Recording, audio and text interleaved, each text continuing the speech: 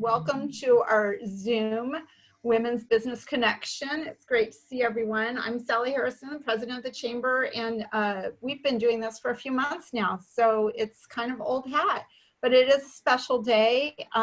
We've got a great group of Chamber members, Chamber ladies on the call, and we have our friend Lin Sue Cooney on the call with us too. And at this time, I'm going to turn it over to Lauren so she can make an introduction and we'll get started. Well, good morning, ladies. Lindsay, thanks for joining us today. We're so excited to hear from you.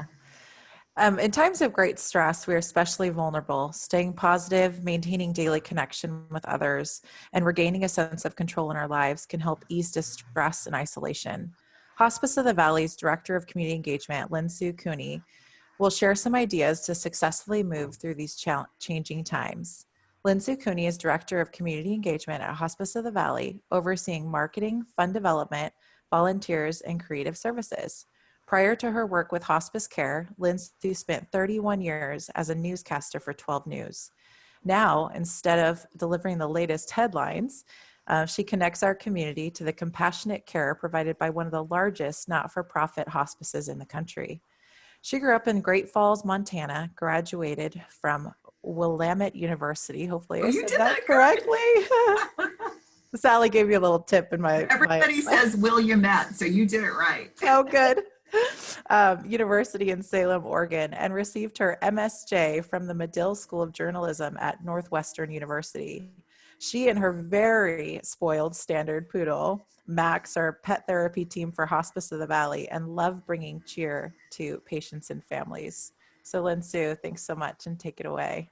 Oh, thank you for having me. Yeah, it's so funny. In my college admissions office, there's a sign that says, because everyone says Willamette, it says, it's Will-lamm-it, damn it. That's all I remember. I'm so glad to be here, and thanks everybody for having me as a guest. And I think the topic is really important, finding comfort in uncertain times, because boy, the last few months is not something any of us could have ever predicted. A global pandemic, and then just in the last week with the riots and everybody being at home behind closed doors at 8 o'clock at night with a curfew. I don't think any of us could have foreseen this 6 months ago. So they are uncertain times, and there is anxiety associated with that. And so I'll talk a little bit about finding comfort. Sally also thought it would be great to maybe run through 5 or 6 myths of a hospice, and then to let you know about some of the community services that are available to everybody in our community, most of them at no cost, that people don't realize Hospice of the Valley provides because they think of us only with end-of-life care. So, and then I'll just leave some time at the end for questions in case you have anything. So Sally, if you want to pull up the PowerPoint, we will start with that. And as we said, it is normal to experience distress and isolation and to feel anxious. So she's gonna, here we go. Here we go. So you can go ahead and advance to the first slide if you want. And when we're stressed, that's when we get, that's when we start to see it impact our health. And we can be susceptible to things like depression or even anger and frustration. You can advance to the next slide. And that's normal. So we shouldn't panic. I know there's a lot of parents at home, and maybe some grandparents have been brought in as well to watch kids. Yeah. School is over now. And so a lot of parents that I know that have small youngsters that were trying to do schooling were just so exhausted. And now they've got the whole summer, and a lot of summer camps are not happening. So they are freaking out thinking, what am I going to do? And so they are they're very, very stressed, and that's normal. But there are things we can do. Next slide.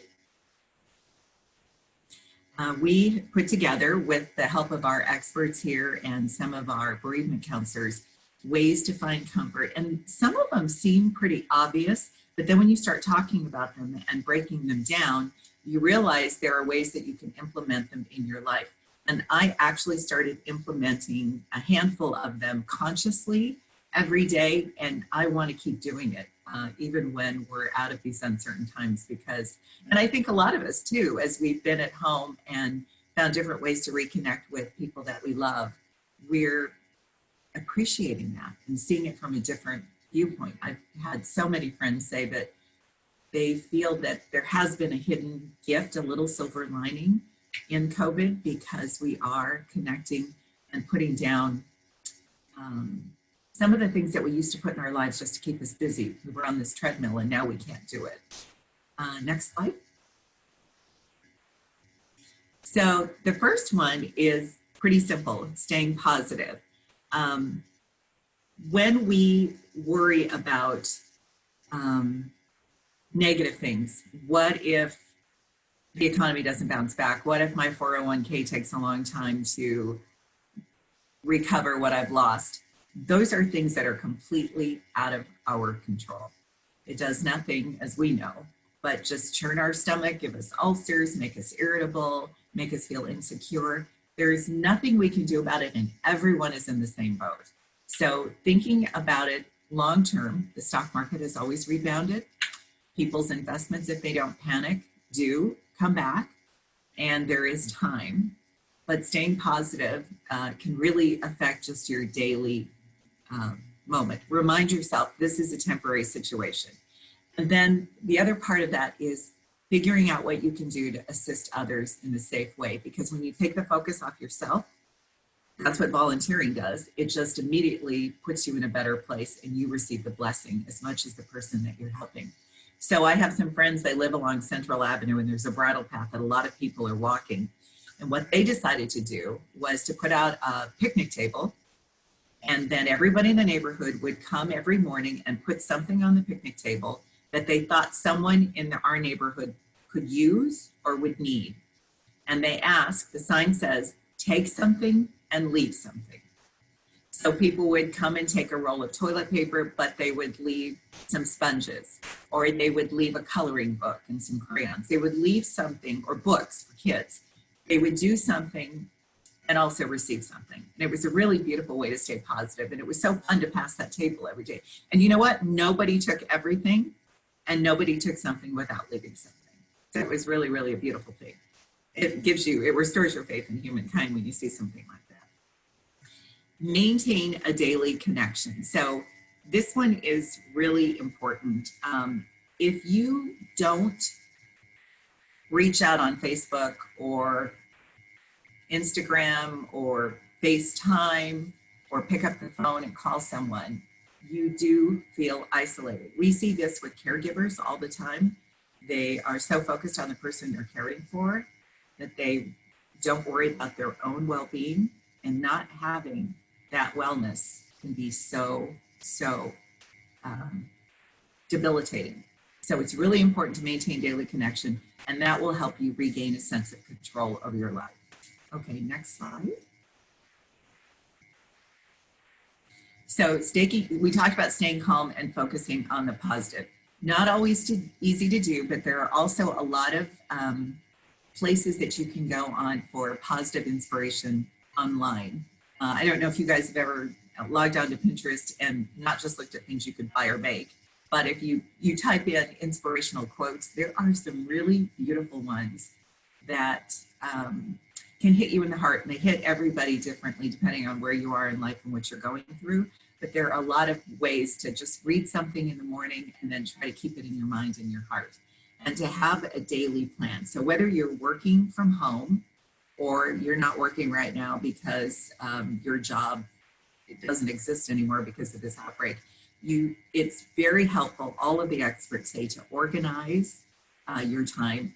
Try to keep your schedule kind of normal. So if you always woke up at 7, don't start waking up at 9. It just throws everything off. Keeping your schedule normal so that life feels manageable and you have some kind of a schedule. Maybe you're filling your active time, if you're not working, with something else, like a workout or visiting a friend or running errands for someone who can't get out of their house. But having something to look forward to every day and executing gives us all a sense of accomplishment. Okay, next slide. Maintaining your environment. So a lot of my friends are cleaning out their closets. They're doing a little spring cleaning, or this woman looks like she is alphabetized and color-coded her pantry, and she can come right to my house after she's finished with hers. I would love that. But really maintaining your environment gives you a sense of control. It's kind of unusual how that does, but it counters feelings of helplessness. You know, make your lunch, make sure you eat it on schedule. That way you won't snack all day long and not be hungry for meals. Some of those things actually are, you know, things that you would tell your kids as a mom, but listen to what you would tell your kids because it's good advice. Okay, next slide. All right, eat a healthy diet. It's so easy when you're you feel like you're in vacation mode to just eat junk. But junk in, junk out. You're just gonna feel bad. You're still gonna feel guilty like you should eat during meals. So now what are you doing? Consuming twice the calories. Going along with eating a healthy diet is also taking care of yourself in terms of exercise, and we'll touch on that later. But not feeling, you know, when we go on vacation and we binge, or it's the holidays and we binge on all the sweets, it's fun for a while, but then we suffer for it later and we don't feel well. But if we're going to do this months on end because of COVID, we're going to be in a lot of trouble. I think I saw this cute thing on Facebook. They were talking about how some people are isolating, some people are actually working out like fiends and they're going to be in better shape. Some people are eating way too much and not exercising, they're going to be in terrible shape. And some people are drinking. So they said you're going to emerge from COVID either a monk, a hunk, a chunk, or a drunk. And in some cases, maybe several of those will apply. So that's the healthy diet part of it. The other part of it is breathing. It's a little bit like what they teach in yoga, the namaste and meditation. It's staying calm, which brings us to center. People talk about being centered, and balanced is what it is. Breathing in short bursts through your nose for a count of 4. You can hold your breath for a count of 6, and then slowly release for a count of 8. So it's 4, 6 holding, 8 releasing. And if you do that in traffic, when you're stressed out, or you do it when you start thinking about things that make you anxious, your job, those things will relax you. It relaxes your brain, it relaxes your circulatory system because it brings your blood pressure down. Do that whenever you're anxious. Maybe do it once an hour. Put something on your phone if you find that you're in an anxious period so that you will stop and do that once an hour. Okay, next slide. We're talking about exercise. This looks a little tough because my dog does the same thing to me. Only he's a lot bigger and he's all over me. I think they have goat yoga and little pig yoga too, where they climb all over you while you're doing it. And that would make it a lot more fun. But exercise is an absolute must. Every study has shown that it manages stress, depression, and anxiety. And a lot of people exercise to music. So you're really, you know, adding an extra dimension of uplifting to you. Your body's serotonin. Oh, if we go back to that other slide, I think it moved on. If you exercise, it brings serotonin. Oop, other way. Will it go back? You can stay there if you need to. Serotonin is nature's mood stabilizer. It will stabilize your mood. So even a short brisk walk, anything like that will help you manage something that feels like depression. We were talking about music. Whatever genre it is, play it loud, sing along, do a little jig, dance. Little kids, when they hear music, their little bodies move because they're so uninhibited. But take a lesson from them because that really does release stress. And they're smiling, they're happy. That means it really got to their heart and their brain. And that, again, is going to stimulate serotonin, which is that feel-good hormone. It will definitely lift your spirits. Okay, so finding your positive voice. I think we moved through that, but I want to hit on it. Watch your narrative. You've heard that saying that mom probably told you, if you can't say something nice, don't say anything at all. It's what you say and what you think in your brain. If you're grieving or if you're anxious, your thoughts tend to be more negative. And or if you're hurt by something. Those, we've all experienced that in our lives. And so when you're anxious, same thing. If you keep saying, oh, this is the end of the world, or this, it's never going to be the same, or My investments are ruined and I'm never going to be able to retire, and everything in your brain is my company's not ever going to be as strong as it was. Those kinds of things, first of all, you don't know. Second of all, you can't control them, but you can control the narrative that you're playing in your head all the time.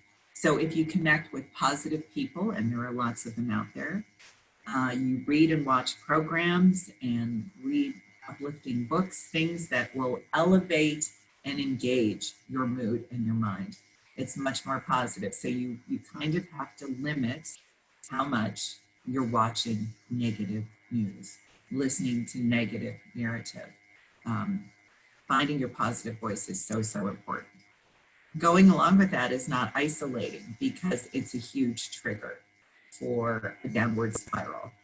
Call, text, email, at least our folks here say 2 people every day, so that you're not just wearing one person out and you're not just hearing one person's input, but at least 2 people a day, to avoid negativity, to maintain some social connection, to talk about your day, to make plans for something you want to do or read or cook or share with someone. Everybody benefits. You're going to benefit from that, but so is the person or the people that you're talking to. All right, next slide. Embrace the time gained from social distancing. So we have a lot more time because we aren't running around like we normally do, chickens with our head cut off, trying to get a million things done in too little time. So this is your chance to be creative, to do things that you've always wanted to do, not only just clean out your closet. And if you're going to clean out your closet, I might just put in a plug that you can take your items that you want to donate to the White Dove stores with Hospice of the Valley. We have 4 of them. We're about to open a 5th one at 27th Street in Indian School in the Arcadia district. And so you can just dump off all your stuff that you don't want anymore, that it's cluttering your house. And those things are sold, and the money is used to provide charity care in our community.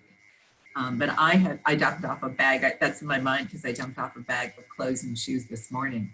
And it felt so good. I want to go home and clean my closet out some more. But those are things that you can put on your list. And as you check them off, you will have a sense of accomplishment. You will feel, all of us are busy. We're women like to accomplish. And so when we can make a list and cross things off them and successfully complete them, it does elevate our world. Most of us, I'm guessing, that belong to this group would fall in the type A category. So this is all probably type A advice.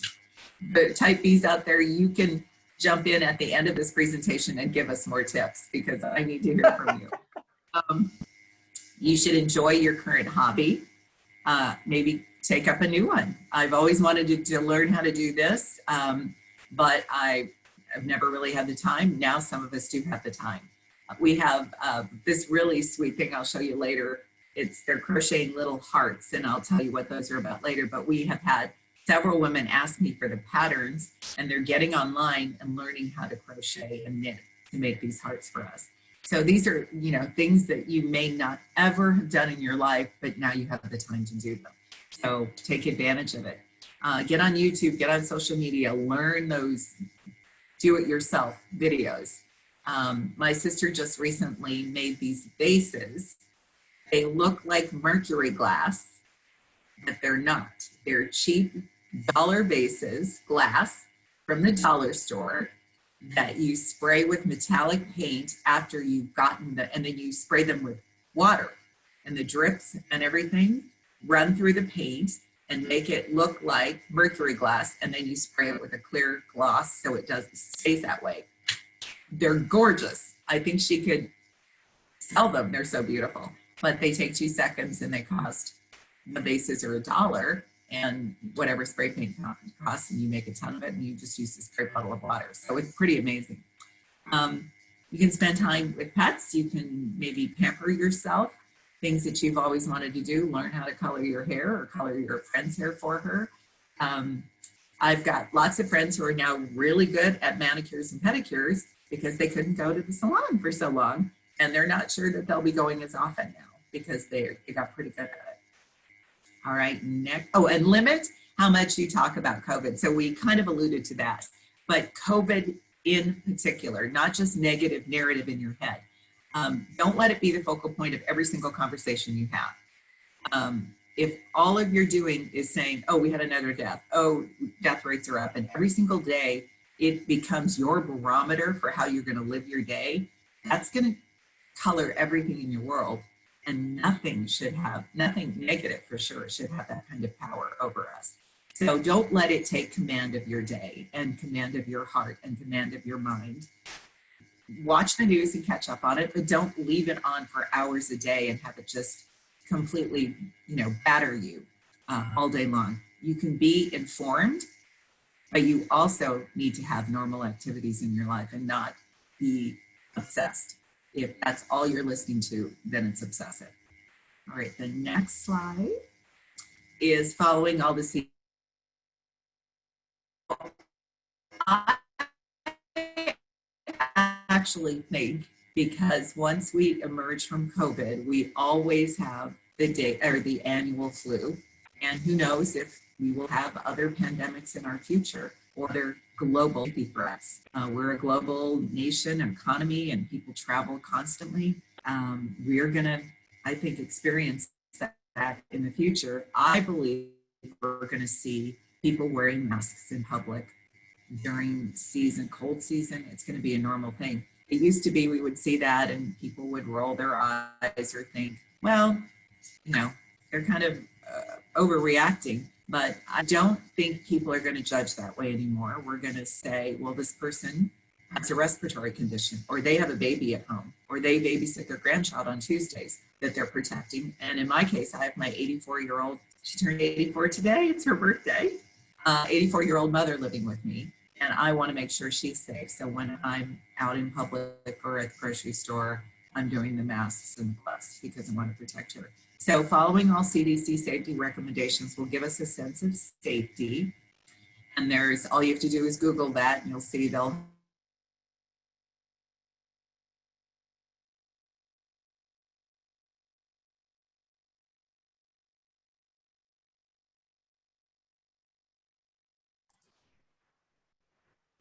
Lin Sue got very quiet. Uh-oh. Okay. That's a first. I'm guessing she logged off and is trying to get back on. She'll be back. She's always there. Hi there. Hello. I don't know you? what happened. Everything just went black. Were you guys weren't hearing me either? No. No. It's like you froze and then you disappeared, but you're back.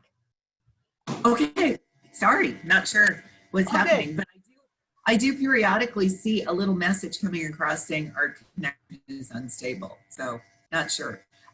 So I was just saying, with the CDC, follow all those recommendations. All you have to do is Google CDC, the latest ones will come up. Anybody know how to get bleach wipes? Please let me know. That's the only thing I can't find anymore.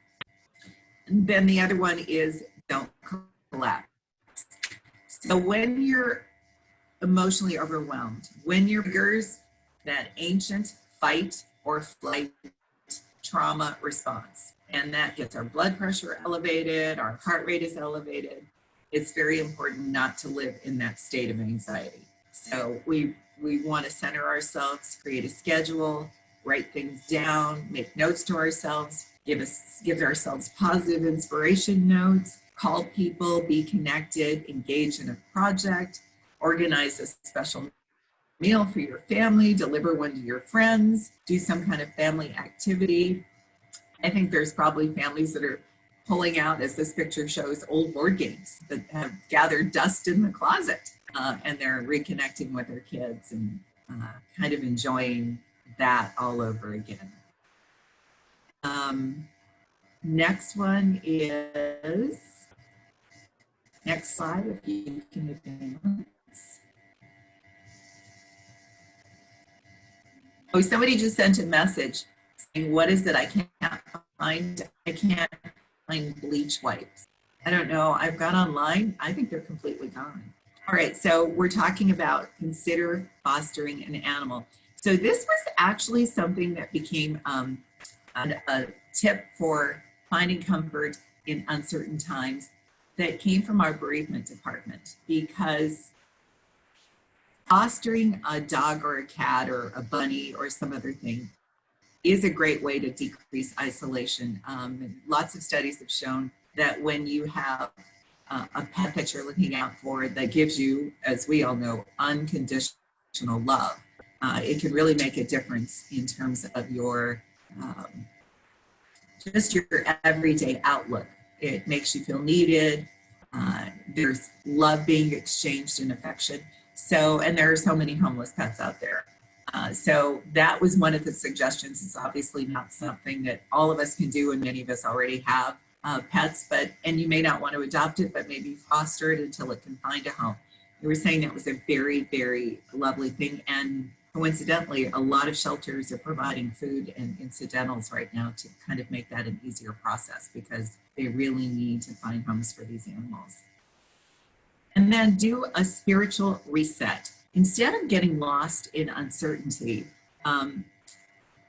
admitting that all we really can do is control the moment that we're in right now, the present moment, and challenging ourselves to live in that present moment by practicing something that we do at Hospice Valley for our staff. And we help our caregivers called mindfulness. They're very short meditations that basically teach you to focus on the present moment, not the past, which you can do nothing to change, and not the future, which you can absolutely not control. So there's a really cute cartoon. It's the back of a person walking their dog on a leash, and you see from the back, and there's a tree growing and a sun in the sky. And there's a little balloon coming out of the person's head and what they're thinking. And it's like groceries, pay bills, school field trip, make this lasagna, do the laundry, pick up the dry clean. There's a million things in this person's head. And then there's a little balloon that comes out of the dog's head, and it's a tree and a sun. The dog lives in the present moment. All that matters is what they're experiencing right now. They enjoy the sunshine, they hear the wind in the trees, they can smell the grass, and we don't know how to do that anymore. And mindfulness does help you do that, and just being conscious of enjoying where I am right this minute and not trying to think of what I have to do in 30 minutes. So that can be such a stress reliever. You'll see there's a little website link there, and if you type that in, that goes to our website, and we have our mindfulness instructors have done mindfulness sessions that you can just click on your computer and close your eyes. I think we have 5-minute ones, so really short ones that I can do like when I'm eating lunch or I want to take a little break at my desk. And then we have longer ones that are an hour long that some of our employees put their little earbuds in when they go to bed and put on an hour one, and they just listen to it and fall asleep to it. And it really does just make you center, because if you've ever been to a session like that, what they do is they talk to you about what you're experiencing in the moment, so you have to pay attention. If you're outside, they will invite you to listen to the birds, to feel the wind moving your hair, to see what your dress feels like on the back of, on the top of your leg, what the seat feels like underneath your leg, what your toes feel like nestled in grass. You're in the moment when you are concentrating on what's happening to you right now. And it can be such a freeing and uplifting practice to put in your life. Okay, and then I think the next slide is our last little tip for finding comfort in uncertain times, and it is to start a gratitude journal. You know, before you go to bed, or if you want to do it first thing in the morning, write down 1 or 2 things that you're grateful for in your life that maybe you don't spend time acknowledging when you're so busy. Let those thoughts lull you into a deep sleep if that's something that you do at night, and you know, dream about the good things in your life. Relax right into them, lean into them. Don't succumb to they're saying to caffeine drink, because that just stirs you up. before bed, but just let yourself be relaxed and grateful as you end your day. And that'll be with you all night and hopefully help you sleep more peacefully. So those are some of our tips. And there is a flyer with all this information that I have emailed Sally that she can send to all of you who would like a copy after our presentation. And then she'd asked me to share a little bit about how Hospice of the Valley is conquering COVID-19. So I'm going to run through that. Obviously, we're doing a lot of safety protocols. There's a lot of additional personal protective equipment, and there's what we call donning and doffing, putting it on in a certain order, taking it off in a certain order to make sure that everyone stays safe. We want our patients and families to stay safe, but we also want our staff to. They're the frontline folks out there taking care of all of us. We're doing a lot of stuff by telemedicine because not everything needs to be done in person, and it's much more convenient for people who are elderly to do things if they're healthy, to check in and do things by telemedicine.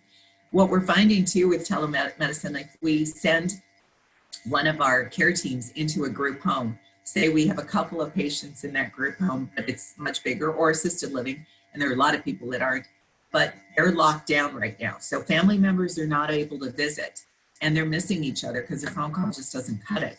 We're able to take our iPads in and connect some family members who aren't even our patients to their families through FaceTime and give them a glimpse of each other. And it's so heartwarming for the families and for our staff. And we're absolutely loving that. So that's a fun thing for us that we've been able to do during COVID, is make families feel like they can see each other again because they're not allowed to visit. Okay, next slide. We have volunteers and music therapists who are doing their music therapy out on the patio. So folks can open their windows at these assisted living facilities and skilled nursing and group homes and enjoy the harp music or the guitar music or the singing or whatever it is, and be perfectly safe because we just don't want them to be without that beautiful music therapy. Next slide.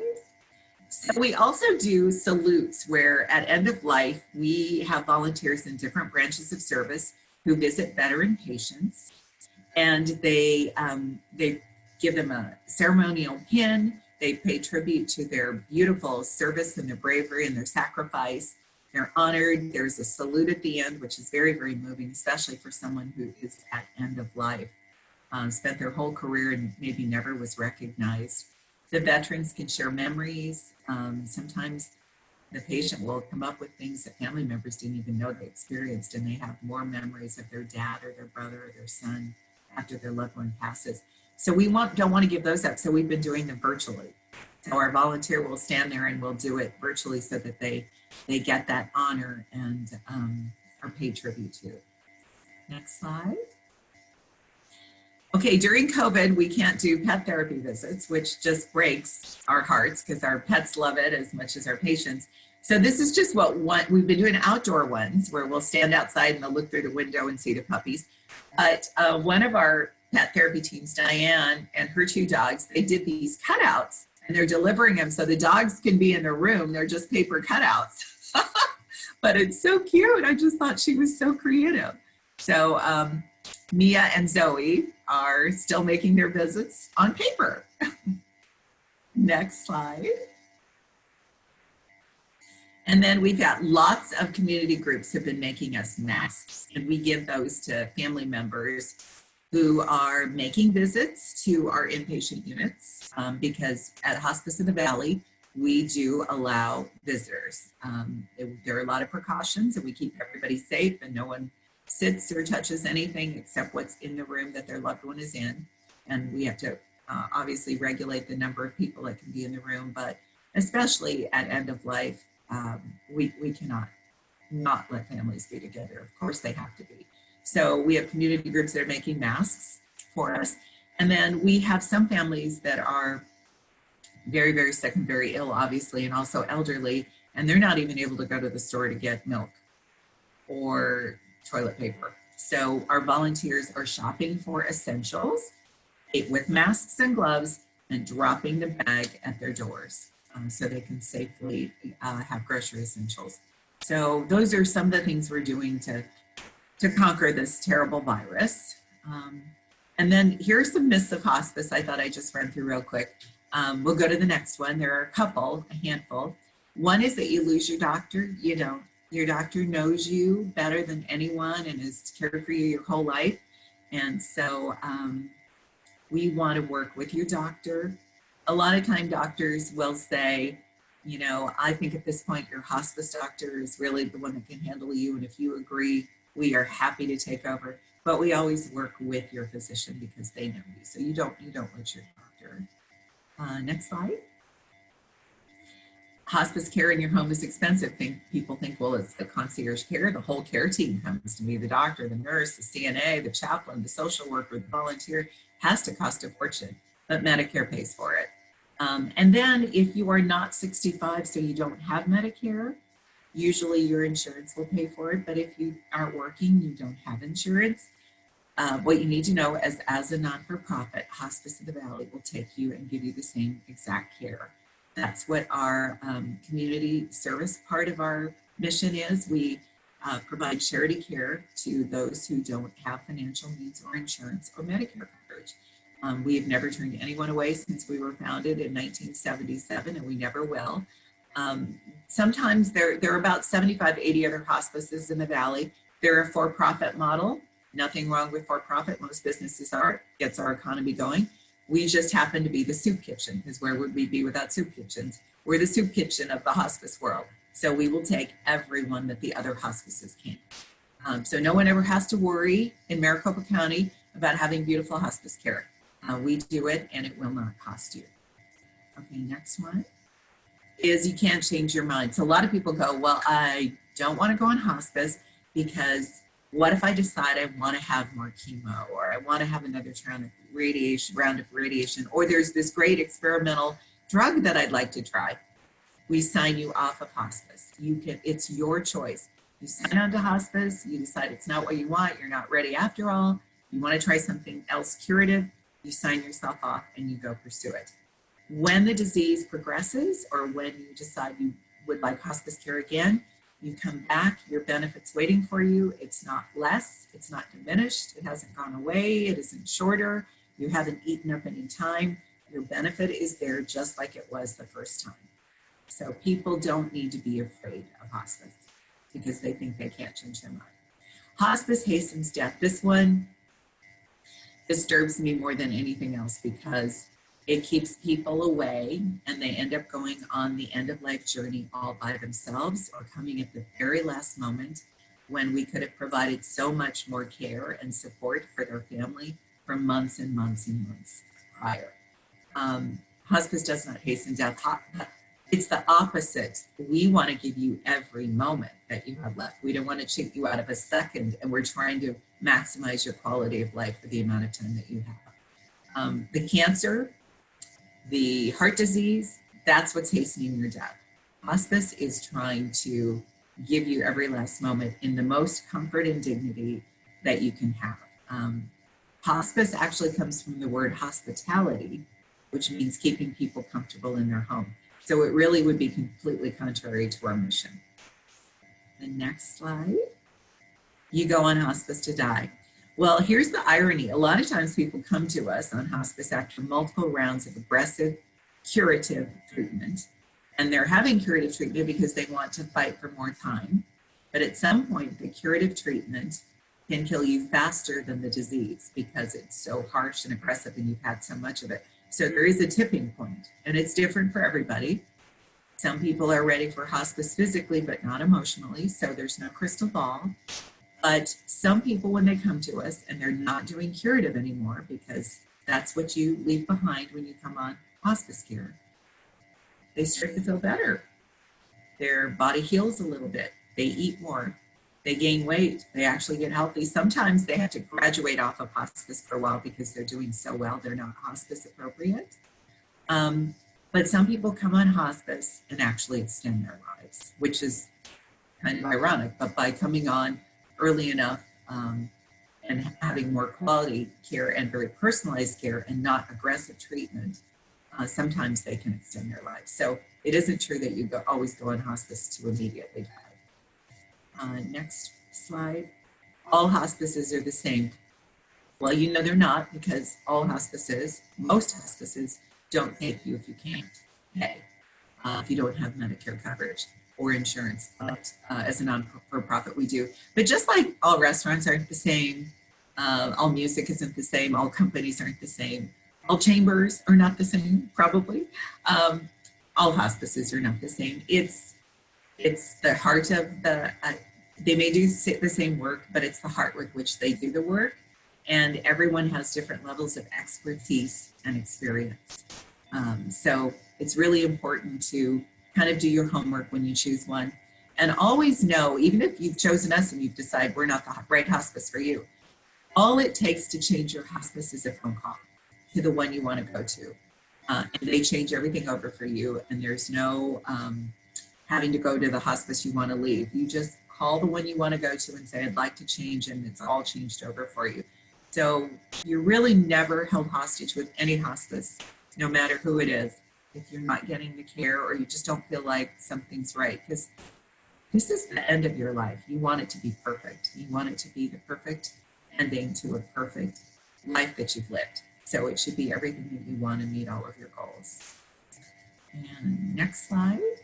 All right, so how are we different? I want to tell you about some community programs that are, in many cases, in most cases, no cost, and they are for everyone in the community, whether or not you have had Hospice of the Valley care. I love this picture. This is our patient, Jack, and he's with his nurse, Gina, in the leopard, and our social worker, Joy. And I love it because their smiles kind of show how much we love our patients. It just makes me so happy. Okay, next page. So these are programs and services that make us different. We obviously have hospice care, but we have palliative care. That's for people who have chronic illness, but are not at end of life. We have dementia care, all stages and all types of dementia. It's not just Alzheimer's. Pediatric care, and the reason you see two things in purple, those are two things that the programs are offered free, but you can sign up for longer and more intensive care or mindfulness series that are paid programs. But everything else you see there is free. And the dementia care is 3 months, first 3 months of it's free. And for most families, that's all they need to kind of understand how to care for somebody with dementia, what to expect, how to talk to them, how to diffuse situations. And then the mindfulness is there for caregivers. I think when we do the series, it can be an 8-week series and it's only something like $20. But again, as a not-for-profit, if people can't afford that, we have financial aid and we just, we provide it for you. There's pediatric care because not just older people get terminal illnesses. Children are born that way, medically fragile children. Our perinatal program helps parents who are pregnant, expecting a child, and may get some bad news from their doctor telling them that their child is not expected to survive birth. So we support them the entire pregnancy, the day of delivery, the grief period after their baby has passed, and then we're often there to support them when they get pregnant again because they go through the anxiety of maybe something will be wrong with this baby too. So we've had families stay with us 3 years on that program, and it's no cost. Brian House is our place for medical respite. So kids who are medically fragile get to go and act like it's Disneyland so their parents can have a little time off with another child or maybe go on a trip or a vacation. And the kiddos, we just let them have so much fun that when their parents come back, they don't want to go home. So we know we did a good job because they have a blast. They eat donuts at 2 o'clock in the morning. They do whatever they want. It's their Disneyland. We have grief support all over the Valley. We started it years and years ago because obviously if you have hospice care with us, you have a bereavement team that's going to take care of you for 13 months after the death of your loved one. It's a month past a year because we want to get you through the first year anniversary of the death. But what if your next door neighbor got on their motorcycle and hit a tree and died instantly? That family is still grieving, and they may not have anywhere to go. And so we started grief support all around the Valley, different nights, drop in, no charge, and our counselors are there to help folks heal. Mindfulness, we talked about that. We have sessions. If any of you are ever at the Phoenix Art Museum on a Thursday at noon, after the virus, when we can all get together again, we do a complimentary community mindfulness session for folks who just pop into the museum. It's 30 minutes from noon to 12:30, doesn't cost anything, and everyone's invited, so you could try it and see if you like it. We offer volunteers, all different kinds, sewing, cooking, baking, visiting patients, arranging flowers and delivering flowers. There's just so many opportunities. Music and pet therapy, saluting our veterans. We didn't talk about Quiet Moments. It's a program where we go in and teach caregivers how to provide moments of joy for their loved ones who have dementia. A lot of times there's not a lot of speech. You're not sure anyone is in there enjoying life, and there's things you can do with music that's familiar, chocolate on their tongue, sensory, aromatherapy, massage. We have these mechanical robotic pets. They're dogs and cats. They meow, they move, the dogs whimper, their tails wag, and they can sit in their lap. And these people, their reality is a little distorted, and that becomes their pet. You can never get a real dog or a real cat to sit in someone's lap for hours on end. Plus you have to feed and walk and pick up their doo-doo. And these pets, so you don't, and they're just wonderful. So the Quiet Moments helps them tap into that. I think on one of the slides you saw one of our nurses dancing with a patient. That was a Quiet Moments visit where they put on her favorite Mexican music and she would dance. She was sitting in the chair and her feet were moving, and that's how our nurse knew she wanted to dance. And so that was something she could teach the daughter in whose home she lives.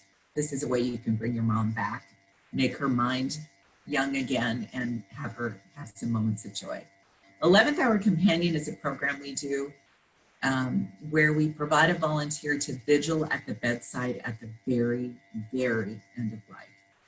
Family members are often afraid to be with someone that's on the verge of dying, be alone. And so there's someone there to provide comfort and say, this kind of breathing is normal. You have nothing to be afraid of. Somebody's not in pain, but to help them get through it. A lot of times adult children have to go back home out of state, and they don't want mom or dad to pass alone. So we have someone there to hold their loved one's hand. Senior placement.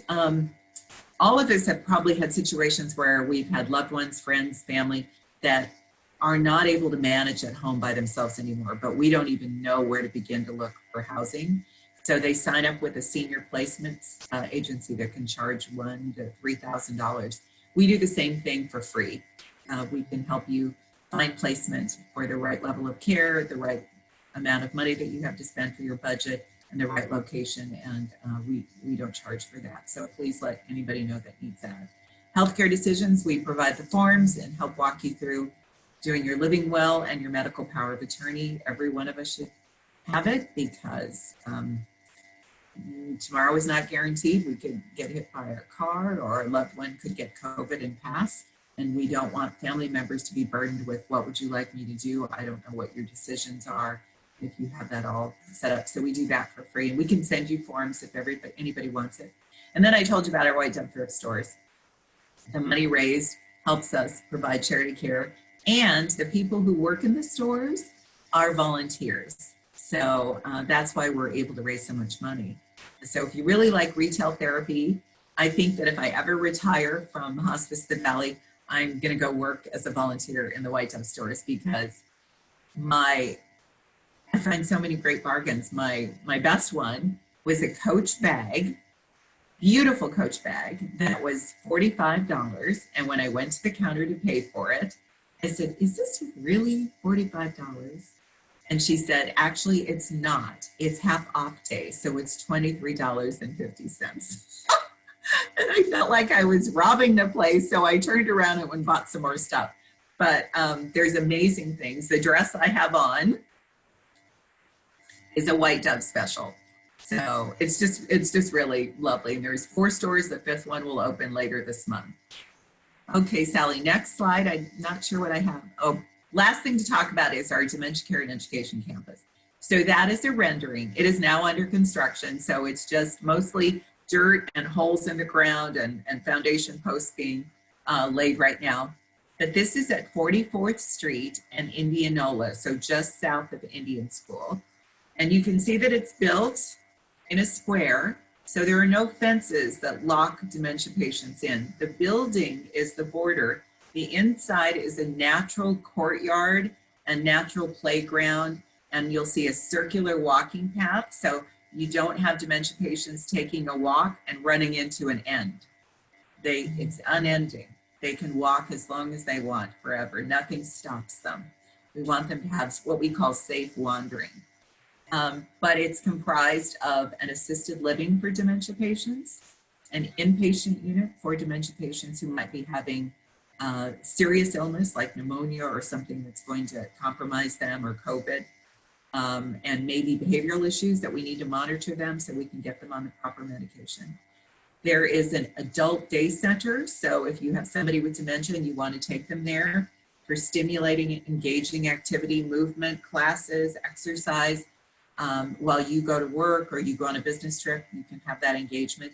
And right next to it is a child care center with preschoolers. And there's going to be intergenerational connection, because all those studies show that little kids don't know when an older person has dementia. They just laugh, they giggle, they play their toys, they bring a storybook and a stuffed animal, they get in their lap. Adults with dementia respond to children, it makes them joyful, they laugh, they turn the pages, they may not be able to read, but the preschooler doesn't know, and it's beautiful and brings joy to everybody. And then you'll see in the upper left, the two-story part of that building, that is our education center. And that is going to be open to the community. There'll be a Dove Cafe in there and a coffee shop. We want it to be dementia friendly, where people who maybe can't take dad to Starbucks anymore because he has behavioral issues with his dementia, you come here and have coffee. We want to break down the stigma. We want the public coming in and learning about dementia. We're going to have all kinds of classes.